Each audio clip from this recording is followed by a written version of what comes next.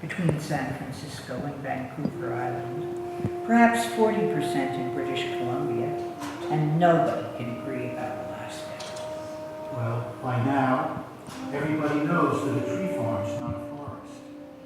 That is, everybody knows who thinks about such things. Even many know that the Douglas fir cannot grow in its own shade, although it may live for 1,000 years and exist 300 to 400 more as a snag or a nurse log. And many know that the western red cedar is as stout, though not as tall.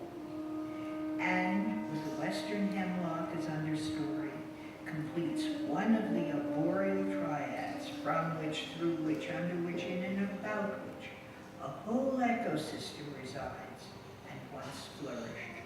Now, there's enough new information about it and enough old wisdom around for anybody who thinks about these things to know that the death of a great forest is a global tragedy. Knowing that embedded in this terrain, this once great Pacific coastal forest, is the whole North American rainforest. Then, who can seriously value its total destruction? We, being grateful for the opportunity to join this perilous conversation, Where somebody said, how will you cross state borders where the laws are different, national borders where they're even more diverse? and somebody said, In parts of Canada, the clear cutting is far worse. and somebody said, It's too late anyway, there's not enough left. and somebody said, What will you do about the lumber interests? And what will you do about the cash flow from Japan? And what will you do about jobs? and somebody said, Surely you will consider all points of view. and somebody said. In one way or another, you can't do this because of that, or that because of this.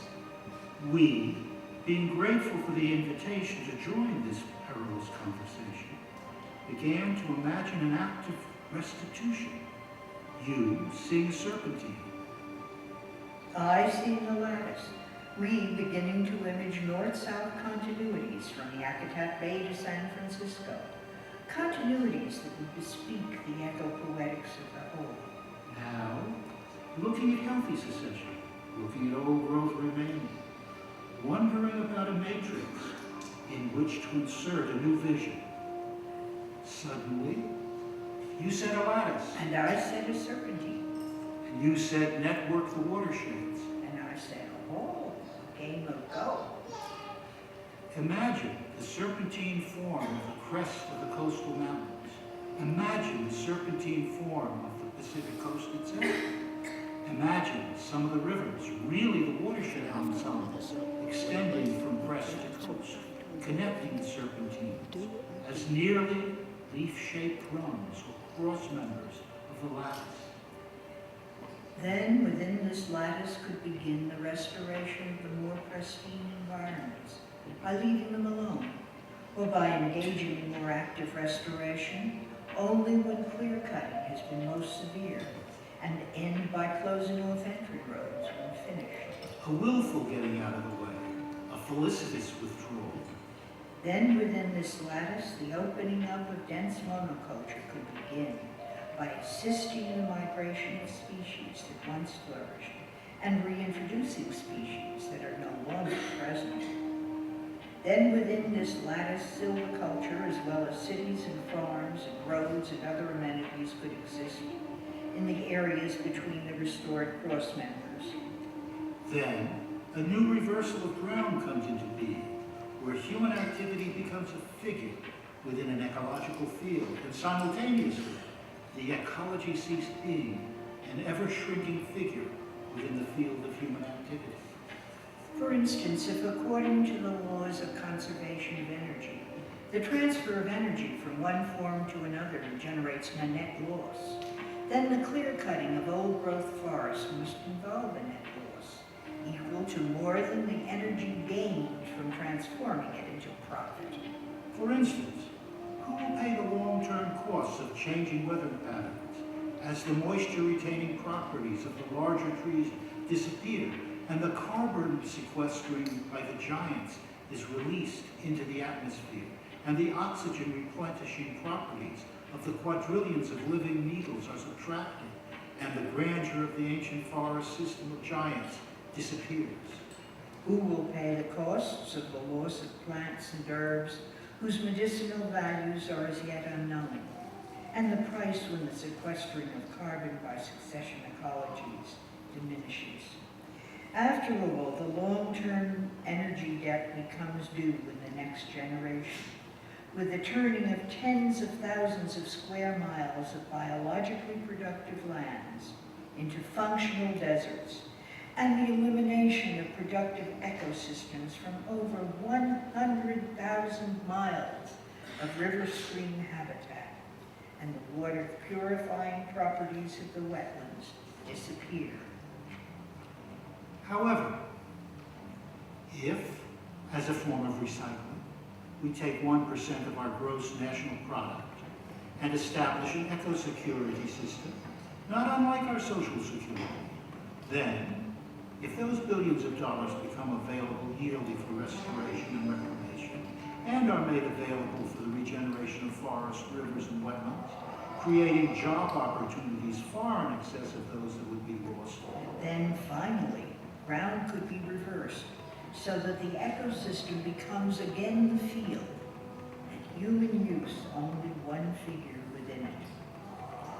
then the gross national ecosystem would take its place, privileged appropriately, as the field within which the political systems, the social systems, And business systems that comprise our ecocultural entity can exist.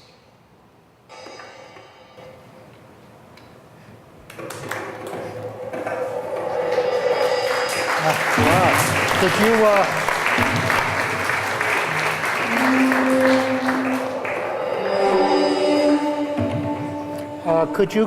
Could you turn this off and put the first image on?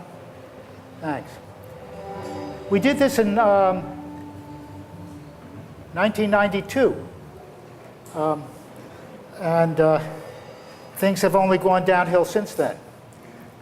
And when the exhibition opened, we saw lights down. that there was going to be a meeting of Gore and Clinton and the lumber industry. And all the local ecological organizations said, wonderful, we must get this show up near where they're meeting. Well, nobody would let us do it. There was absolute cutting straight. Nothing was seen. This was Al Gore, and we had friends who had presented the story to Clinton and Gore. Nope. The lumber industry was giving them a couple $1 million, and we have to get out of this kind of government. Oh, It's okay. I know. So the next work we're going to show is the Endangered Meadows of Europe. Next. It happened that the museum director of that place, it's a big new museum in Bonn, the capital museum of Germany at the time. The only national museum. The others are all state museums. So we said, what would you do on our roof? So we said, you sure messed it up. Look, it's just a monoculture and dumb plants. He said, this is true, but look at the towers. You see the architect, sneaky folks, these architects.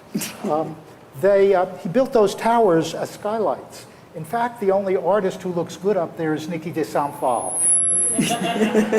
So what were folks like us supposed to do?